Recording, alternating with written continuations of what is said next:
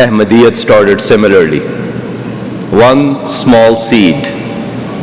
In 1882, when Hazrat Massieh Maud salatu wassalam was unknown to mankind, no followers, zero. And then this alone person, you have to think about it.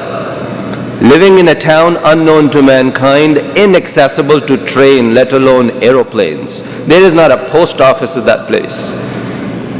And in 1889, when Hazur takes the first bayat, just 40 people join him.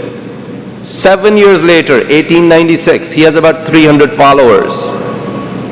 And at that time, people are jeering and mocking him. They're saying, you're never going to become a tree.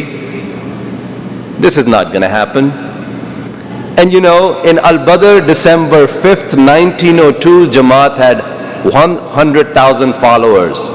Al-Hakam, July 10th, 1903, Hazur writes, 300,000 followers. The story of this seed is not just a story of rags to riches. You must understand, this is the story of Ilham. This is the story of a prophecy. More than 60 people have claimed to be a Messiah or a Mahdi in the history of mankind. There's a Wikipedia page dedicated to that. You don't find their movements around today. You don't find their pictures. That's what Allah does. Really think about the paradigm. This is a giant sequoia. This is powerful. And this is not just happening because of our strategies. This is not happening because we're doing something. Kataballahu la aghlibanna ana wa rusul. Hazur says, yaqinan samjho ke ye khuda ke haath ka lagaya hua poda hai. Rest assured, this is a tree planted by the hand of God. Khuda isko hargiz zaya nahi karega.